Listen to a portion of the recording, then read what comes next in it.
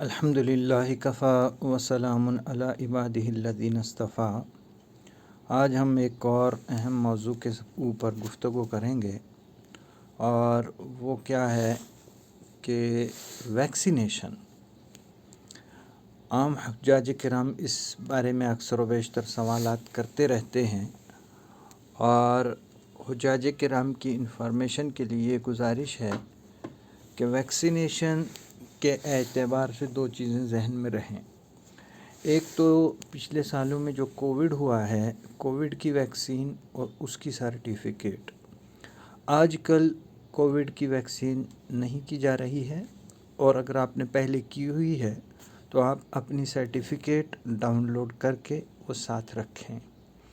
یہ کہیں پہ طلب کی بھی جا سکتی ہے اور نہیں بھی کی جا سکتی ہے، لیکن احتیاط اسی میں ہے کہ آپ کووڈ کی سرٹیفکیٹ ساتھ رکھیں۔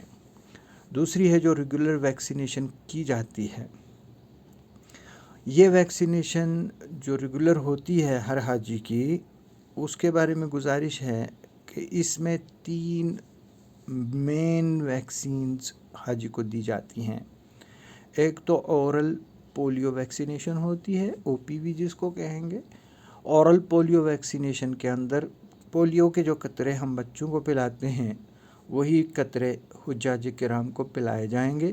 یہ قطرے یہاں پہ بھی پلاتے ہیں، اور بعض اوقات جب ہم یہاں سے جا کے مدینہ طیبہ یا جدہ پہنچتے ہیں تو وہاں پہ جو سعودی گورنمنٹ کی طرف سے ٹیم رہتی ہے، وہ لوگ بھی کبھی کبھی وہاں پہ یہ قطرے پلا دیتے ہیں۔ دوسری جو اہم ویکسین کی جاتی ہے وہ ہے میننجائٹس کے لیے۔ اس کے لیے ایک انجیکشن لگے گا، اور وہ انجیکشن یہاں پہ ہی لینا پڑے گا۔ تیسری اور اہم ویکسین جو اس کے بعد ہوتی ہے وہ ہے انفلوئنزا۔ انفلوئنزا کی ویکسین یعنی جس کو ہم کہیں گے زکام وغیرہ کی ویکسین، وہ بھی انجیکشن کی صورت میں ہوتی ہے، اور وہ ویکسین بھی یہاں پہ ہم نے کرنی ہوگی۔ اب اس کے بارے میں دوسری گزارش یہ میں عرض کروں گا کہ ویکسین کہاں کریں اور کب کریں۔ اس کا جواب یہ ہے کہ یہ ویکسین آخری لمحات پہ جب آپ روانہ ہونے والے ہوں گے، چند دن پہلے حج کمیٹی کی طرف سے آپ کو نوٹیفیکیشن آئے گا۔ یہ نوٹیفیکیشن باقاعدہ سوشل میڈیا کے ذریعے اور پریس میڈیا کے ذریعے حجاج کرام تک پہنچائی جائے گی۔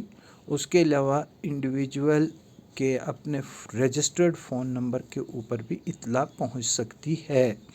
اس کا باقاعدہ ڈیٹ اناؤنس ہوگا۔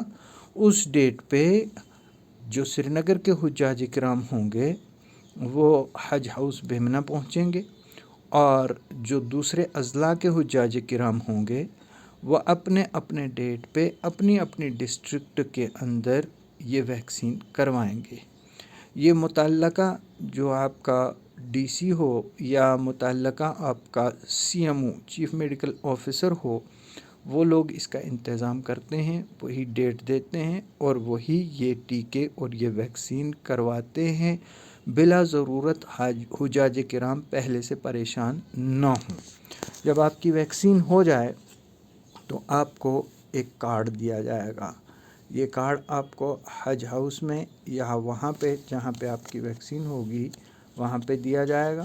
اس میں آپ کی ساری ڈیٹیلز درج کی جائیں گی، اور اس کے بعد آپ کے وہاں پہ بیٹھا ہوا جو سٹاف ہوگا وہ اس کے نمبرز اس کے اوپر لکھ دیں گے، کون کون سی ویکسین آپ کو لگائی گئی، اور یہ ویکسین لگانے کے بعد جنرل اس کے اوپر چیک اپ کا بھی ایک حصہ رہتا ہے۔ تو یہ کارڈ آپ کو دیا جائے گا۔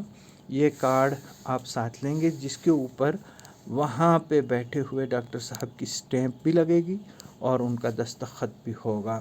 تو یہ ویکسینیشن کے متعلق مختصر گزارش ہے۔ تو یہ کارڈ جو آپ کو دیا جائے گا، یہ کارڈ آپ ساتھ رکھیں گے۔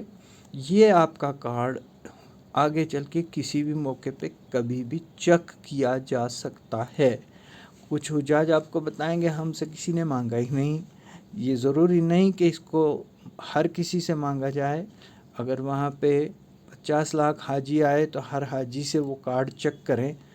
وہ جب چیکنگ کے لیے آتے ہیں بیچ میں سے کسی کو بھی اٹھا لیں گے اور اس کا کارڈ چیک کریں گے. اس وقت موجود ہونا چاہیے، اگر نہ ہوا تو پریشان ہو جائیں گے.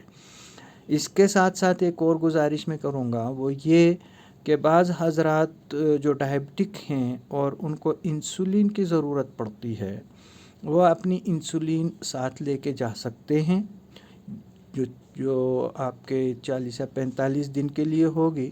اس انسولین کو آپ آئس پیکس گھر سے ہی ساتھ لے لیں. ان آئس پیکس میں سنبھال کے رکھیں.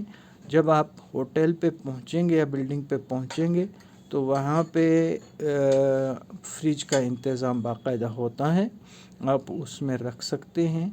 اور منی یا عرفات دونوں جگہوں پہ بھی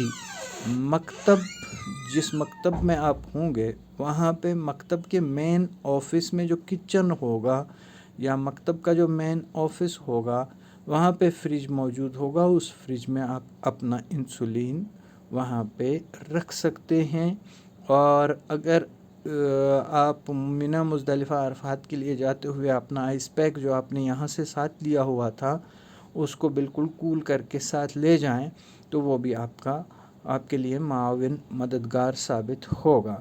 تو یہ ہے ویکسینیشن کے بارے میں چند گزارشات، اور ساتھ میں آپ کے انسولین کے بارے میں.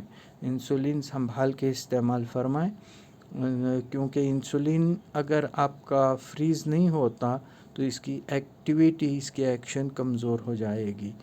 تو اللہ تبارک و تعالیٰ آپ کے حج کو قبول فرمائے. قدم قدم پہ گزارش ہے ہمیں بھی اپنی نیک دعاؤں میں یاد فرمائیں. جزاک اللہ خیر.